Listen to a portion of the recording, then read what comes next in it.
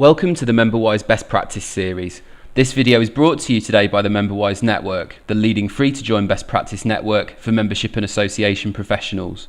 We hope that you enjoy this great presentation, and for further information about our growing network, please visit www.memberwise.org.uk.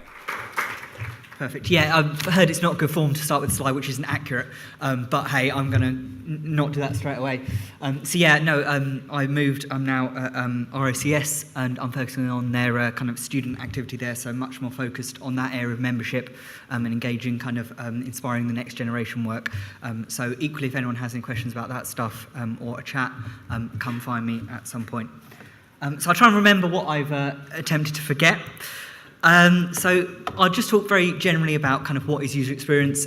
It's a very hot topic at the moment. A lot of people are talking about it.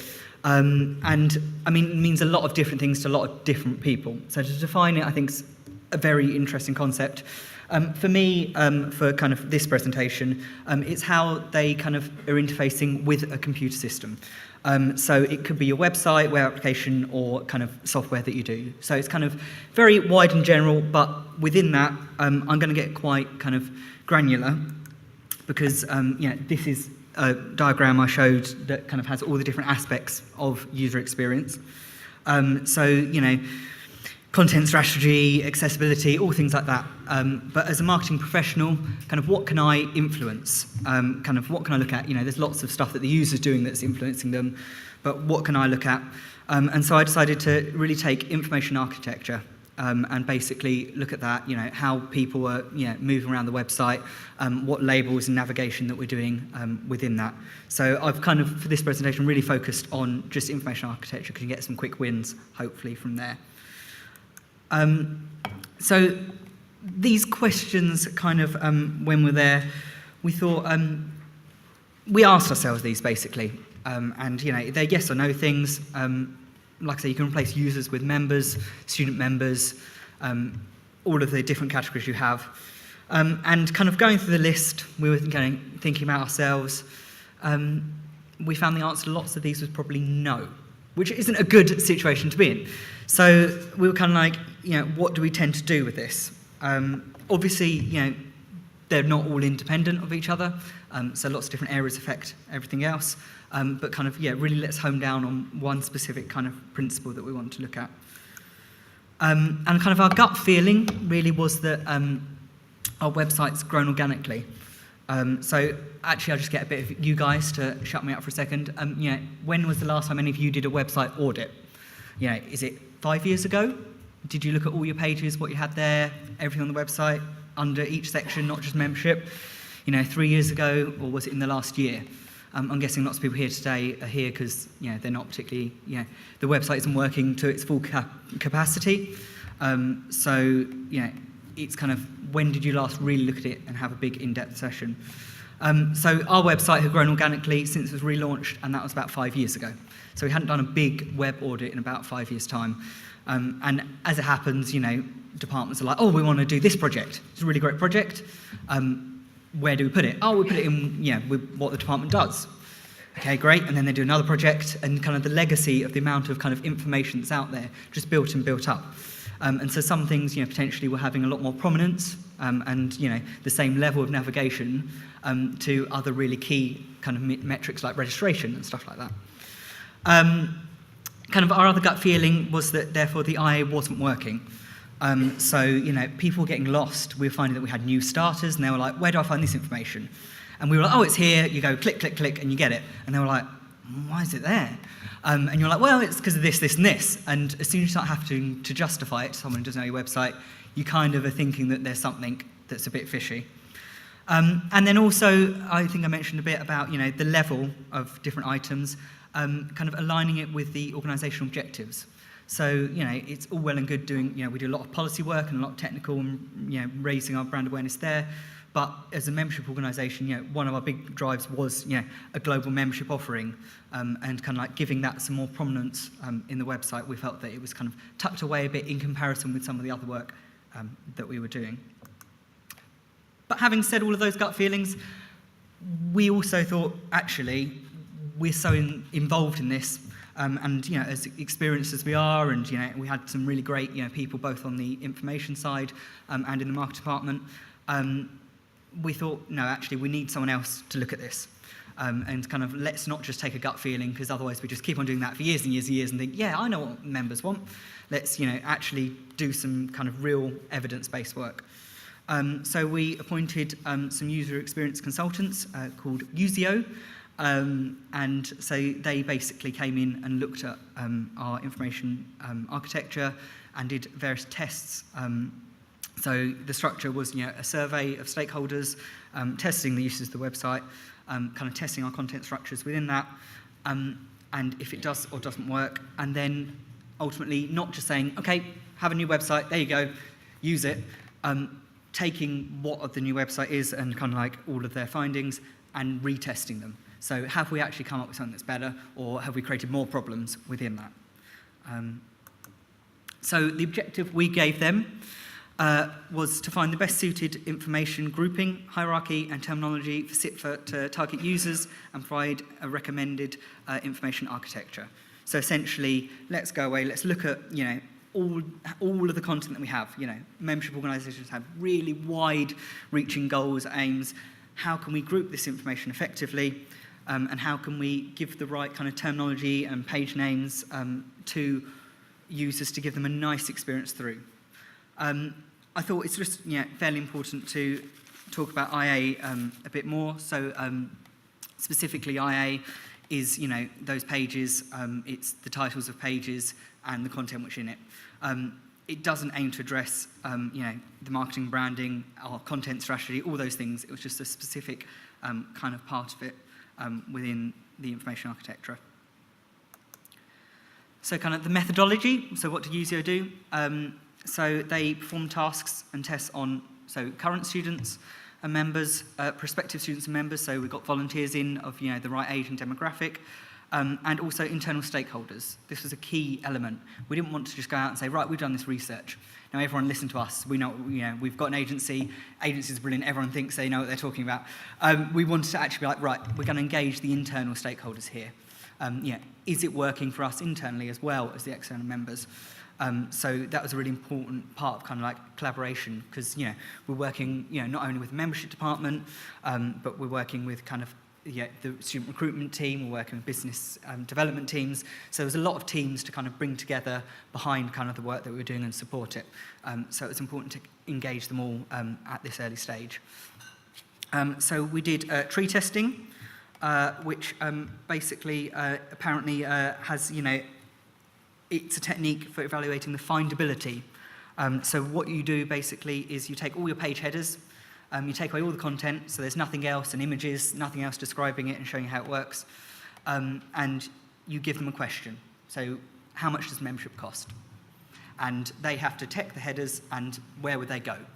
And they either get a successful outcome because they've gone in under membership fees, or they've decided to go under other topics. So it's kind of stripping away your whole website just to your page titles, and then asking different questions. So, how would you register as a student? Various things that you want to do. So you'd ask the main questions you wanted to ask kind of your main key stakeholders. And then we do card sorting, which is much more about the information architecture, kind of navigation flows and grouping. So this is taking all those page titles that you have of every web page, and basically grouping those together. And so we asked users to say, where would you place it? We've got one page on university student membership, we've got another page on engagement with universities. Would you group them together necessarily under a universities group, or would you group them differently? So this is really where the internal stakeholders came in. And it was a really interesting piece, getting internal stakeholders to group their own content with the rest of the website, because so often internal teams, membership, that's my area of the website, that's all I'm going to look at.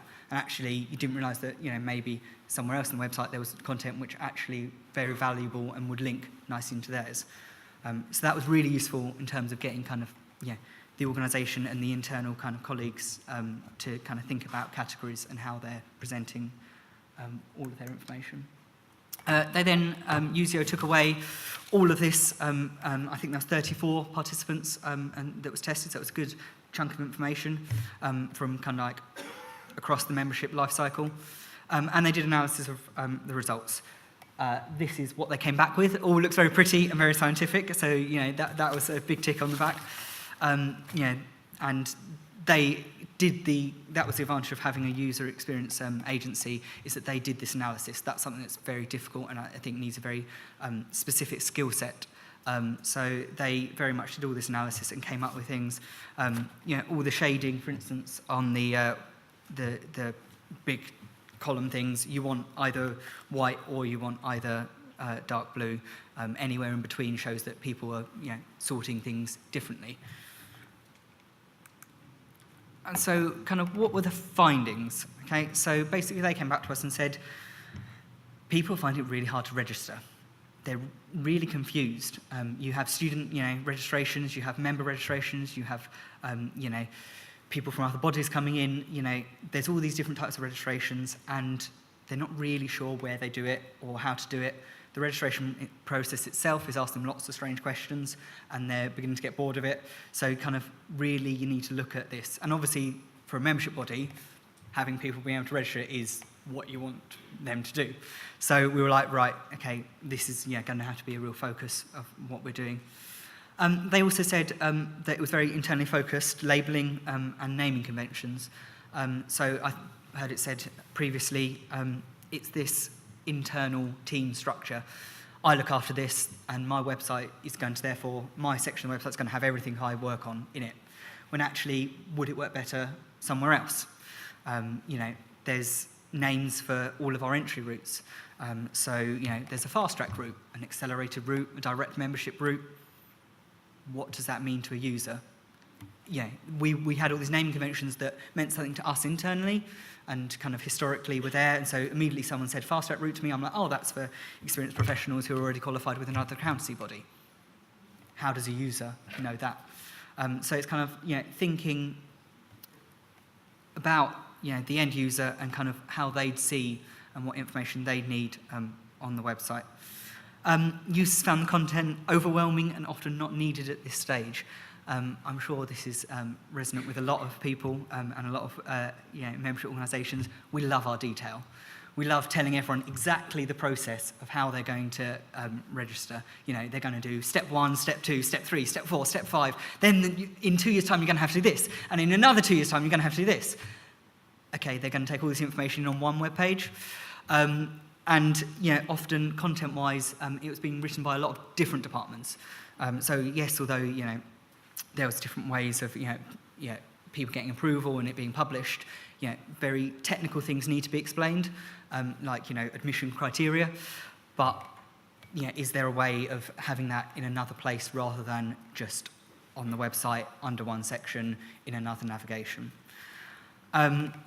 And then my CIPFA, this is the most kind of surprising to me and out of all of them. Members place a lot of importance on this area. Now, it kind of housed a login, you could find your details, you could get your member renewal and kind of AMS. So there was kind of all that information there, which is not very exciting, we didn't think.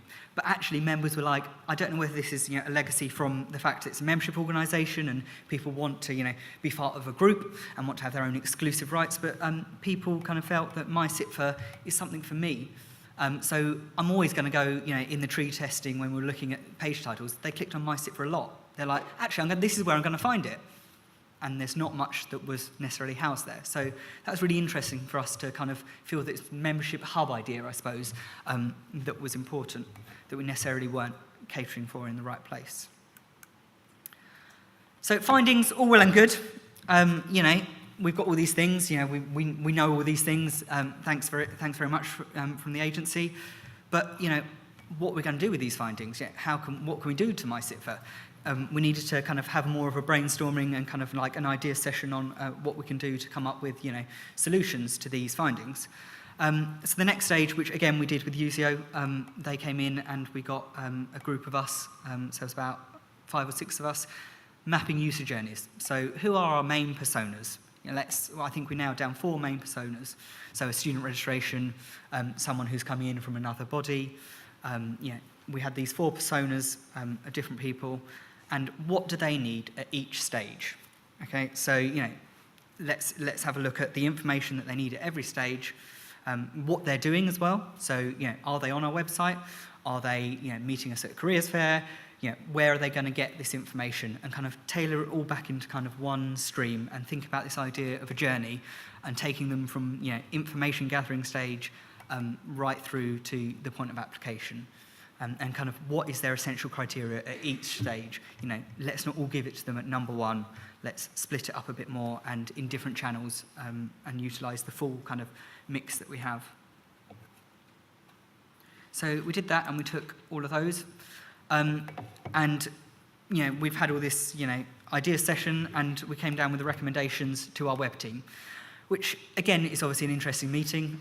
You're trying to put all this, but we had the stats. So I think that was again the advantage of having an agency on there, is that we had the stats, we had hard evidence that we were like, this is what we need to change. It's not just me going, oh, I fancy changing the name of this section today.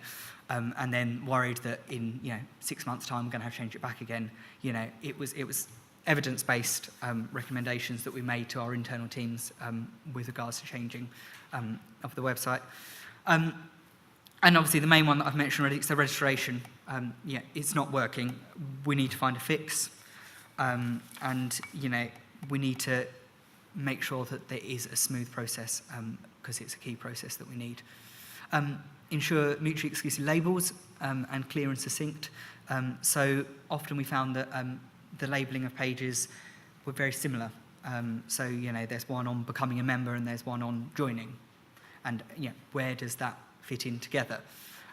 So make sure that the labels are kind of exclusive of each other, and clear and succinct. Often we'd give a page title, a label to it, 4 or 5 words long, and actually can we hone it down a little bit further?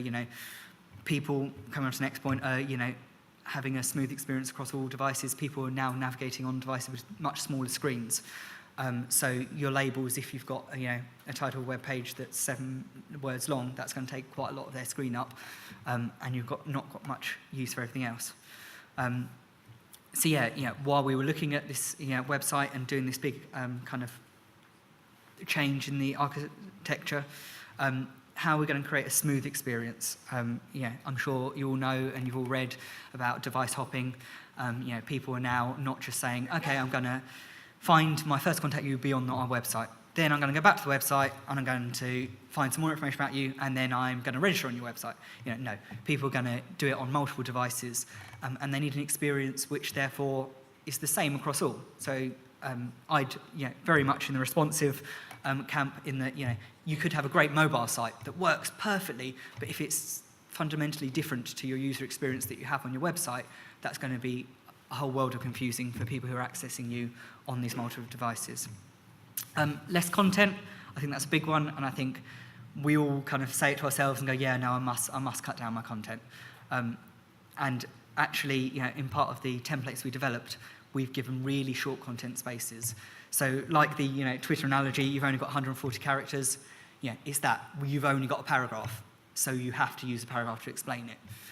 So that kind of got us really well into kind of like the mode of thinking about what we are saying at this point.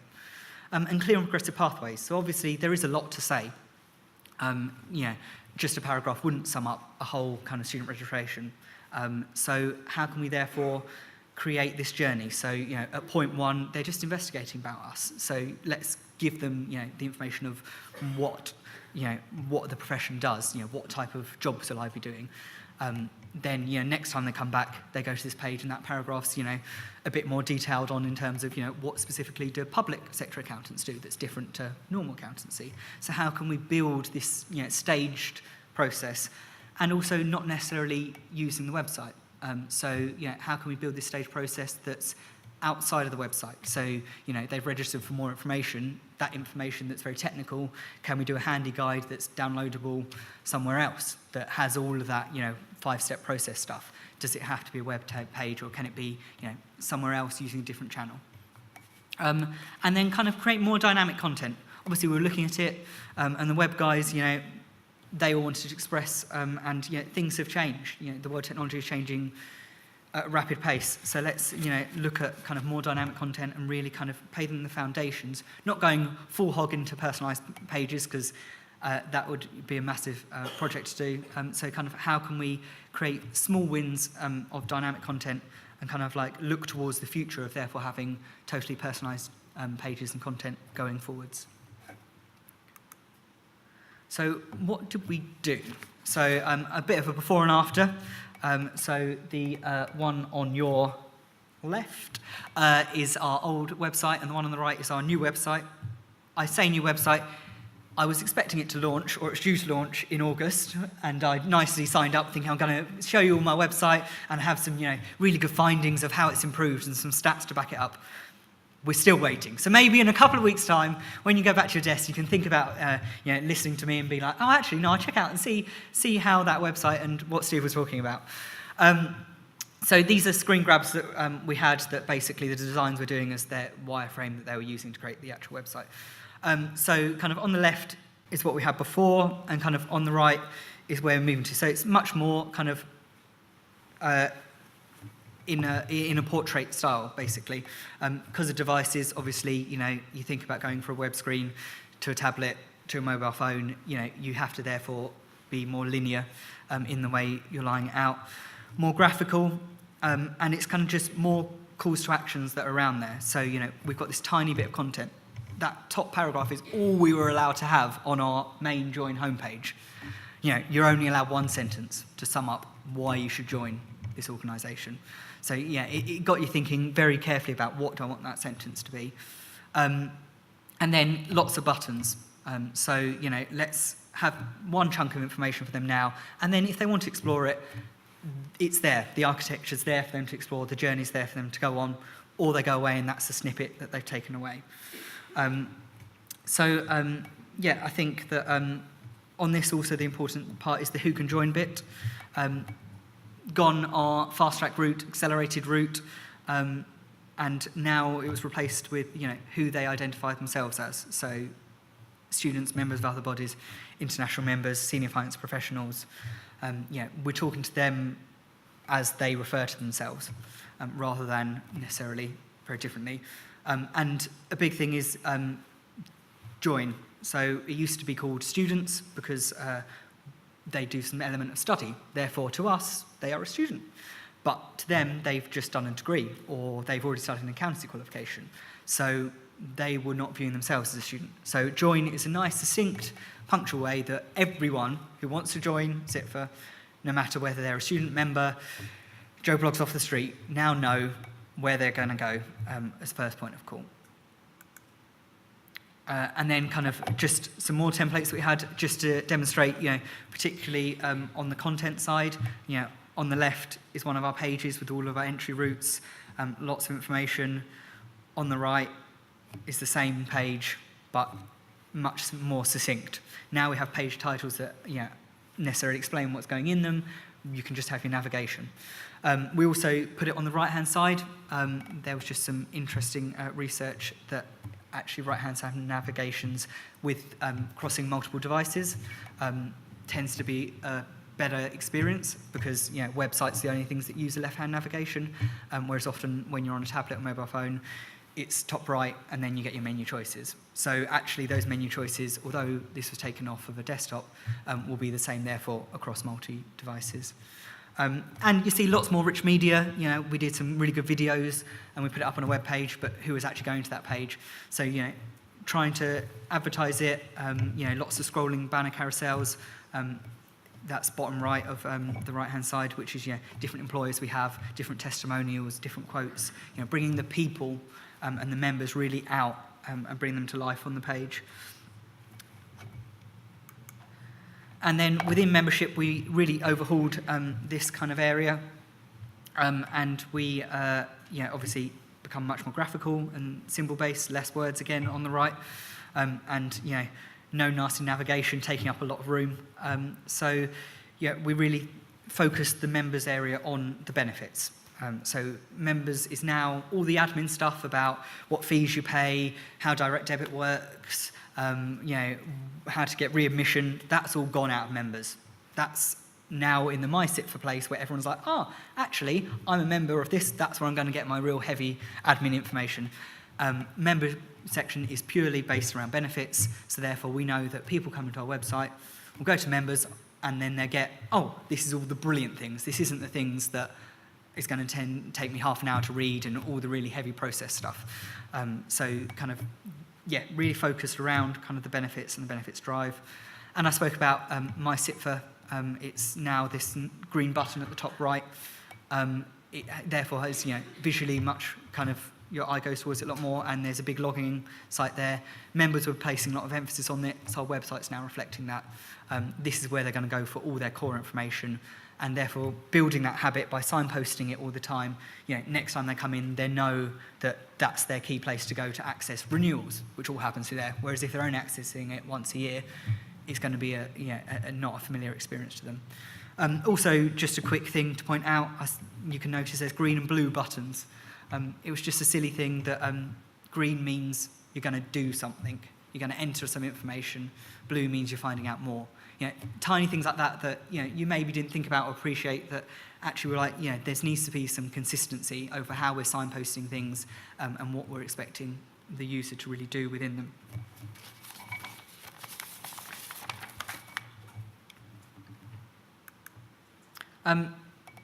So that's kind of what we've done and what we're going to do, and kind of how it's going to be. And ultimately, we were like, we're going to wait for this to go live, and then see.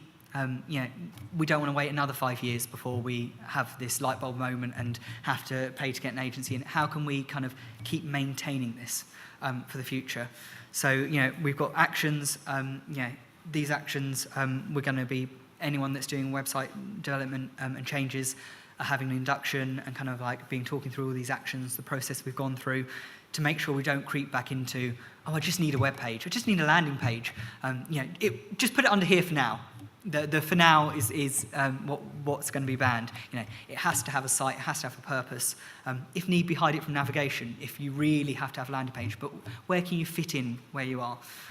So those actions, as we're carrying on going, are very much going to be something that we're doing. And then measurement. So we're going to be carefully monitoring all our pages. This structure, we think it's going to be fantastic. Until the users are actually going there, we don't know. So we're going to be measurement, lots and lots more measurement, lots more evidence-based things, so that we don't get into gut feelings and the situation that we had, people going, I can't find this, I can't find that. We'll be able to tell if they can or can't find it before they're going to be getting to the stage where they're talking to our customer services or things like that. And I suppose, hopefully there's a few little gems that have been in there that, from our experience, that you thought, actually, we can take that away. Some of you might go back and change some page titles, you never know. But I suppose the main takeaway that I had, and I'm sure we all say it to ourselves, I must think about the user. I must think about the members. They're why we're here. But actually, every single day, you need to think, not just my perception of how a member would think this, but actually, what would they do? What would they think? Would they group this with that? Or is this an internal structure that we're placing on it? So basically, I'd say kind of always think of that user, always keep that member, that persona that you've come up with at your heart, and think, how would this affect them? How would this change and affect them? And that's obviously not just within the kind of IA and within user experience, but across the board. Really put those users at the heart of what you do. Thank you very much. Yeah. Thank you. Do you want to just come over here for a second? So basically, in terms of the kind of the emphasis that we seem to be now placing on user experience, I think we've all got our own opinions about why we think that is. And I know certainly one of the things that I've been thinking about when I've been thinking about membership marketing is very much we've moved, I think, in terms of our members, actually, they've moved from wanting outputs, so like a big bag of tricks, loads of member benefits, look at this guide, it's full of stuff, actually to maybe very pointed, targeted benefits that are actually going to deliver positive outcomes for them.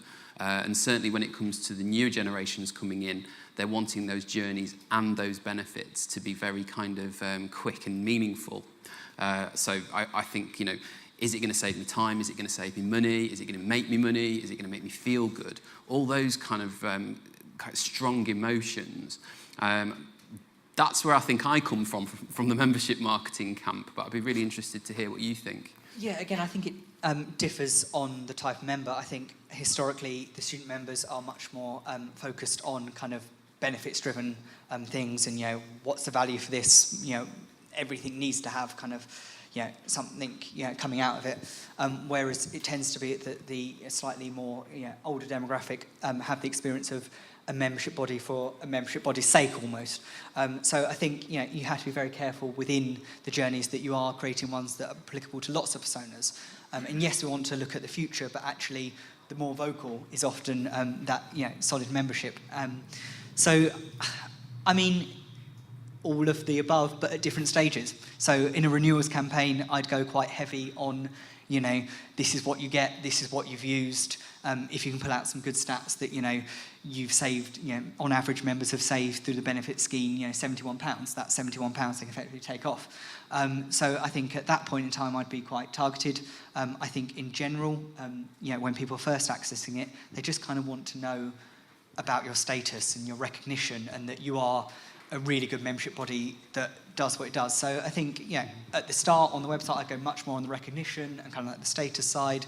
And then when I'm delivering key, segmented communications around, renewals or, participation in different kind of benefits that we have, that's when I'd get really granular and specific. So I kind of do it all, but at different stages. And in terms of, another one of the things that I've spoken to with Stephanie Richardson from the Institute of Physics, we've talked about, they moved their online membership upgrading online, and that's had a massive impact. They've had a lot more members upgrading their membership. What do you think about, there's something about simplifying things for members, but there's also something about not sort of dropping the bar when it comes to certain things. What do you think about that? Yeah, obviously, that is a massive thing about a membership organisation. There has to be some level of status. Otherwise, you're just, a group of people sitting in a room with no, you can't drop the bar. You need to keep those standards up. And, certainly where I am at RICS, acting in the public interest. So actually, at some points, I know there's been, tough discussions previously about, acting in members' interest and acting in public interest might not necessarily be the same. And so I think even if you're not required by your memorandum of understandings and all your statuses to act in public interest, I think that's actually something that would benefit your members, even if they are objecting to certain things that, this maybe is, not happening in the right way, that I think keeping the public interest element at the heart of a membership organisation is really important. Okay. So, I'd kind of place emphasis on that.